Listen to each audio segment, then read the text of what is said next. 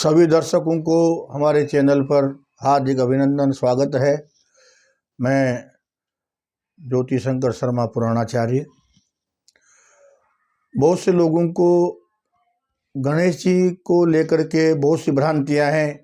कोई कहते हैं गणेश जी का सिर काट दिया था, फिर वो सिर कहाँ गया और गणेश जी क्या हैं, और बहुत सारी चीज़ें हैं। तो आइए संक्षिप्त में गणेश जी की महाराज पर चर्चा करें। गणेश जी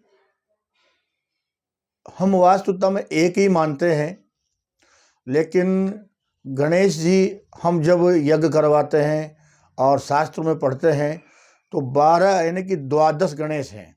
जैसे 12 सूर्य हैं और 11 रुद्र हैं, ऐसे ही 12 गणेश हैं, द्वादश गणेश, हर महीने के एक गणेश। तो गणेश का मतलब होता है गण ईश, यानी कि जो गण हैं शिव जी के, उनका स्वामी।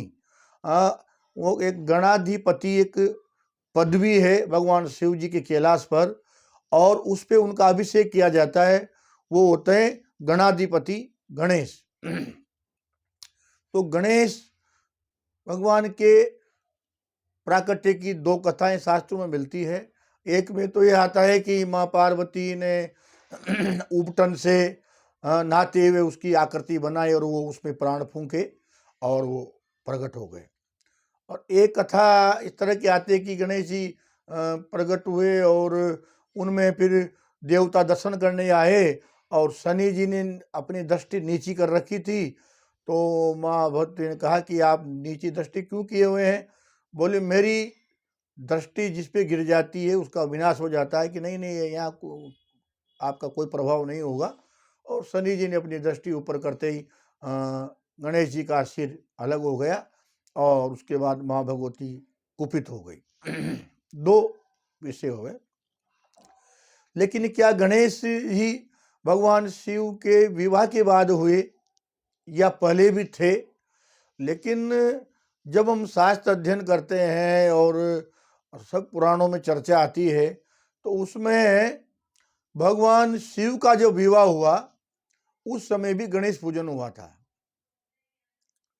और जो भगवान शिव त्रिपुरों को 3 पुर थे, माली सुमाली बिंदुक और माली सुमाली, तीनों के 3 विमान थे, सोने का, चांदी का, लोहे का, और वो तीनों आसमान में उड़ते थे। तो उनका जब संहार भगवान शिव ने किया तो वो बैलेंस नहीं हो रहा था, बार बार तीनों विमान आए, एक चला जाए और वो मरते ही नहीं थे।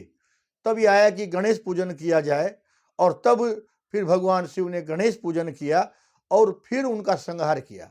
इससे सिद्ध होता है कि गणेश पूजन और गणेश की अग्र पूजा भगवान शिव जी के यहाँ जब ये प्रकट नहीं हुए उसके पहले से भी परंपरा जारी थी।